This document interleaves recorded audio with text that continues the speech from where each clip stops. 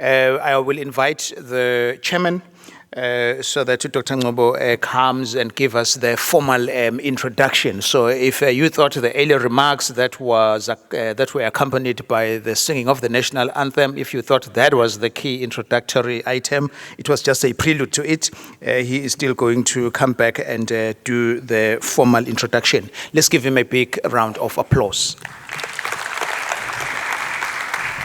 All right. Yeah, because I wanted to do this right. We're trying to buy time, and I did see the representative of the mayor, Councillor Umadlala. He was walking in earlier because I was trying to buy time. That's why when you found me here, I was trying to do that. I saw him coming in, and I don't know where he has gone to.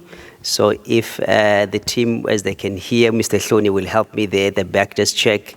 I did see them at the back, so that when we do the official welcome, he is already here, because he's representing the Honorable Mayor of eThekwini, the host city. So because that becomes important from a protocols point of view, that we respect the host city. All right, so my introduction, I will try as well to be as short as possible. We've already made mention of our Indaba, of all the partners that we have, which we very much appreciate, as well as the sponsors that have come on board, which we do encourage you that when we have our teas and lunch, because it's going to be served just on the other end, we can still walk out to that end. The program director later on will advise you where lunch will be. But the tea, especially for now, ensure that you all go to the other end where there will be exhibitors as well, that we encourage you to please ensure that you can visit them as they are supporting this good cause of ours. Right, and three sponsors that we have, it is IMQS, they're into softwares in local government, as well as in the ISO Consulting Group, as well as one that came slightly late from Sanlam. It is Blue Star.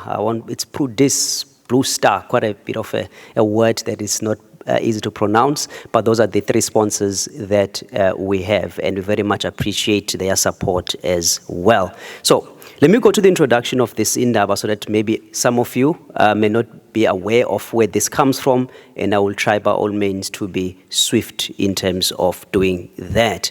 The National Local Government Service Delivery Indaba finds its roots from the National Local Government Asset Management Indaba that we started a few years ago, and that was premised on educating, providing information sharing of how to manage our assets within South Africa in the local government space, so that we can ensure that we comply with the standards, comply with the regulations and the prescripts that support that. But importantly, the reason as to why do we do all of those functions in the main as local government, we ought to render services to our communities. That is why we exist. And those services has got to be in a quality as well as sustainable manner. And hence this message that we have now been driving in the past couple of years.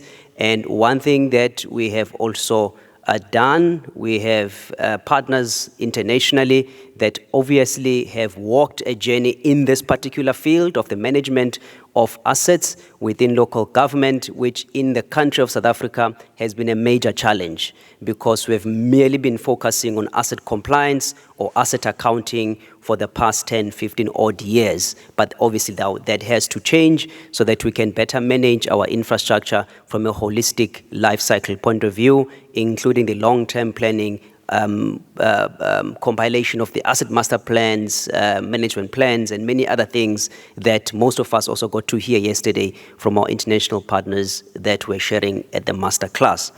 So that is basically the background of our Indaba. The change from asset management to service delivery was now to cater not only for the finance officials, but the broad spectrum of everyone that is involved within the service delivery or local government space insofar as service delivery is concerned.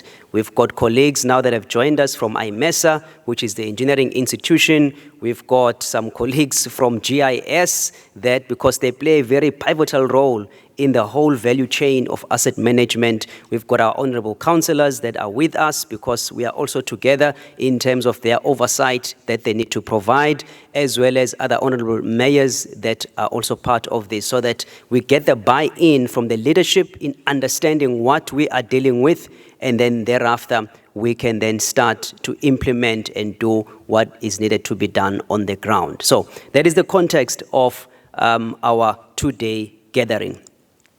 One of the things that most of you may be aware, for those who may have been part of our Indabas in the past 2 or 3 years, we have always had the ministers, national minister coming through from the offices or the ministry of COCTA. But this time around, unfortunately, Honorable Hlabisa wanted to be here, but then he was summoned to Parliament.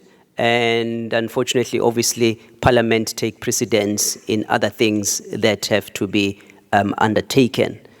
And also, Honorable MEC for KZN COCTA wanted to be here as well. And unfortunately, because of the disasters that have befallen our province of KZN, they are currently out with the Premier, from what I have heard, going and visiting some of the places where there has been disasters upon. So that obviously takes priority in that respect. But one of the things that the Office of the Minister had indicated they wanted to come and share to the audience is in relation to the review of our local government paper, the 1998 white paper that is, which obviously that was drafted in 1998, and a lot of work had gone into that, and I know that even my colleague, Utani Nolte, was part of some of those discussions within the white paper. And now we are basically reviewing the white paper because we understand the challenges of local government, and some of the things that were mentioned back then may not necessarily be applicable in this day and age. And one of the key things that the paper seeks to achieve is just those last few things. I won't make mention for the sake of time, but one key thing is skills as well as capacity shortages that needs to be addressed in our local government.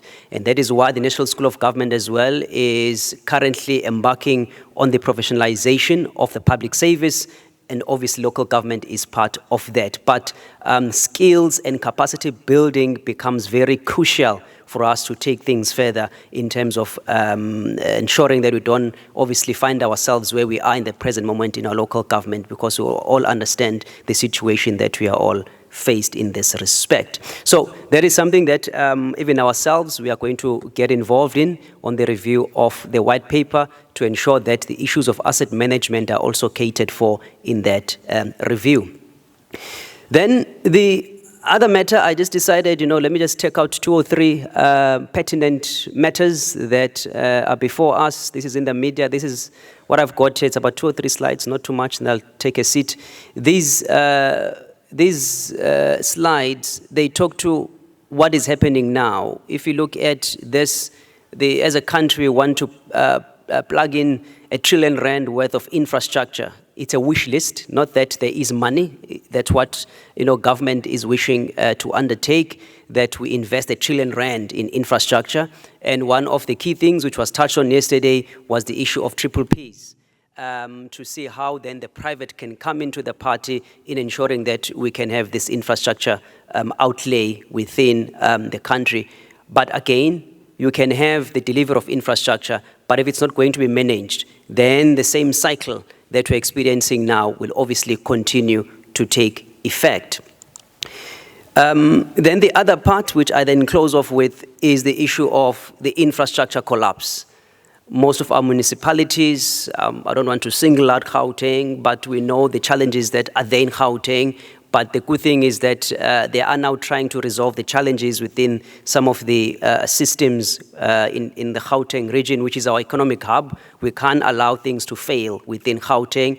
But now they are trying to actually work on ensuring that the infrastructure doesn't collapse. There has been some systems that have collapsed, but now we just need to ensure that they can redress some of those and obviously make sure that for the ones that are still functional, they don't get to that dysfunctional or collapsed state. So this is what we are faced with as a country.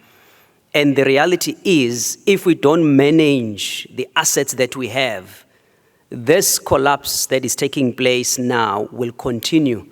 We can even build more infrastructure, but it will just be a cycle that is continuing, and obviously the cost thereafter becomes quite much if you do not maintain proactively what you have now. And that is the message that we are inculcating, that is the message that we are sharing, and importantly, we cannot do this just as a Center for Municipal Asset Management. We need collaboration as all the stakeholders in local government, all the professional bodies that are involved, all the departments that are involved, because then if we don't do that, then there'll be duplication of effort, then there will be some competition taking place, but we don't need to compete. We all need to collaborate and ensure that we can drive this agenda of improving the management of our assets for sustainable service delivery in our country.